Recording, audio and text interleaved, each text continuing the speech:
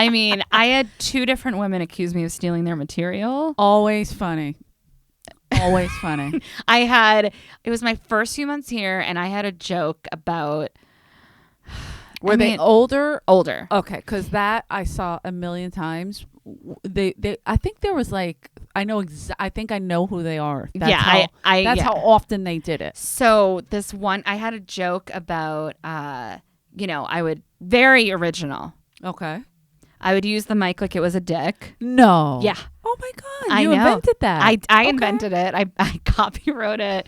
And I would talk about, I think what it was like morning wood. I mean, brilliant, groundbreaking stuff. Just the whole like. This was your. Like. Oh yeah, getting it. Yeah, wake me up. Whatever, right.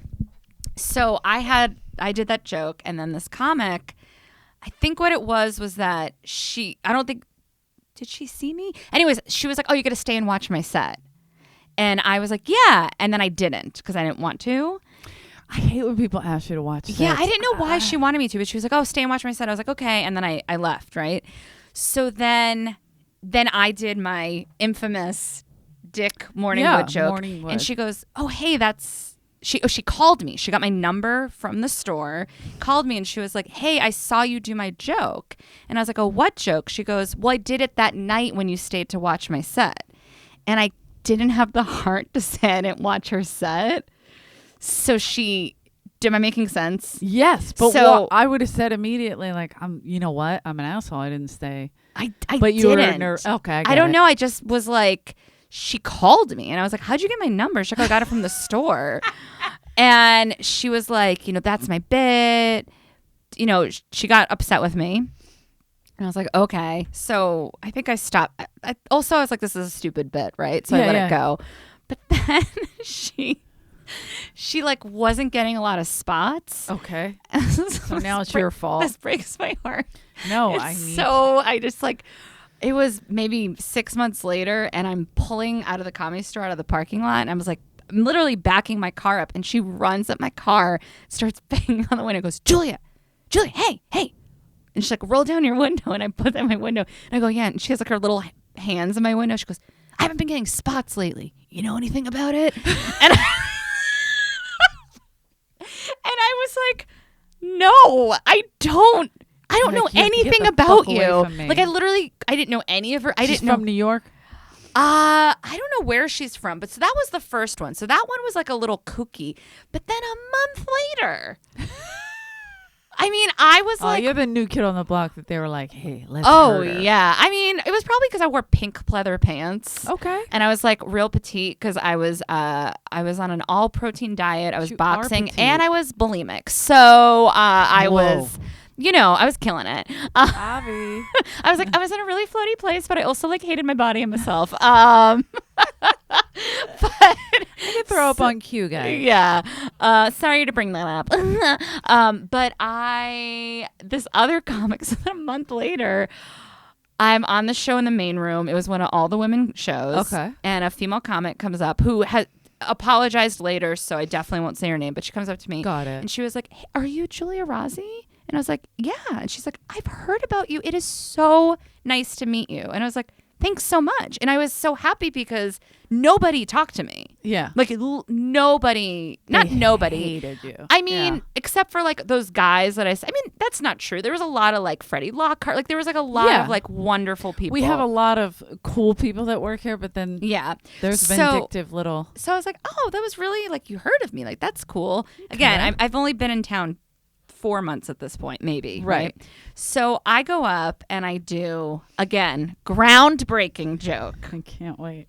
Same one or different? No, different. Okay. Well, obviously. This was when Who's Your Daddy was popular. Okay. And the joke was, who's your daddy? I'll tell you who my daddy is. He's a 5'2" Italian man who would kick your ass if you knew where your dick was right now. Closer. Early 2000s. Yeah. Early 2000s. HBO special. Yeah. I get it. So I do it. And then this woman goes up after me and she does a who's your daddy joke.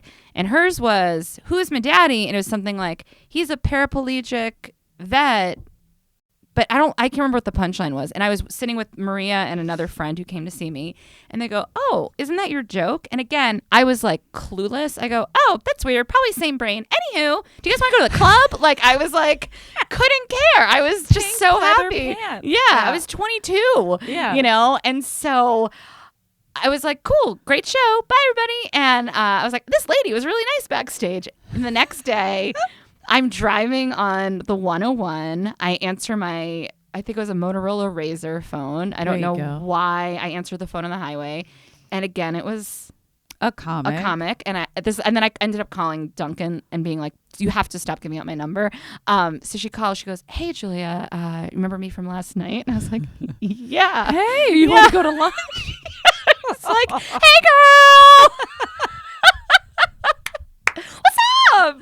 Girls at the Comedy Store." Oh my God, this is gonna be so She was great. like, "Listen, I had I can't believe this is I love real." She's like, "I had heard you've been doing my joke around town." And you know, and I just want to let you know, I taped you, and I'm gonna show Mitzi. Oh, good. And you can't just, and I quote, "waltz into town and do my joke." And I started crying. Yeah. Because I was like, why is everyone so mean to me? Like, I just didn't understand. Just why do they keep giving my number out? She just want to make people laugh. Oh, and fuck. so I was like, I'm sorry, but like, I don't know why you're yelling at me. Like, I didn't know you had a joke like that. And I've been doing that joke for like, I think 5 months. And she was like, "Yeah, well, it's not like yours is even well written." And then I go, okay. I'm like, I was so rational too. I was like, I understand that you're upset, but like, why are you being mean? Like, there's no reason. And I was like, and it was well written comparatively. Yeah. I mean, it's hack at this point. And she was like, but it's the same as hers. Yeah. So I don't understand. And so, I mean, this was like a 20-minute conversation. It was a long conversation. Holy shit. And Giulia. so I get off the phone with her. I call the store and I was like, "Hey, you have to, this is the second time this is happening." And then Duncan was like, "You have to tell me who it is." I'm like, "I really don't want to start drama." He's like, "Please tell me who it is." So I told him and he's like, "I'll call you back." And I was like, fuck, like, I don't know what any of this means. So then he calls me back and he goes, "I told Mitzi what happened." It's all about who gets to Mitzi first. That's why. And he said, he was protecting you, technically. But I was like, "But no, I don't." He goes, "Well, this is what she said, I don't like either of the jokes. Tell them both not to do it." And I was like, "Great. Done. But then what a mediator. Yeah. But then Thanks, but then this comic ended up coming up to me like 6 months later and was like, "Hey, just wanted to say, like, you're great. Sorry about that." I was like, it's fine. Like, whatever. Both of the jokes are terrible. Yeah, she was Tell them to stop. Yeah. Both of us to do it. And I'd also gotten the note to not do a lot of fart material.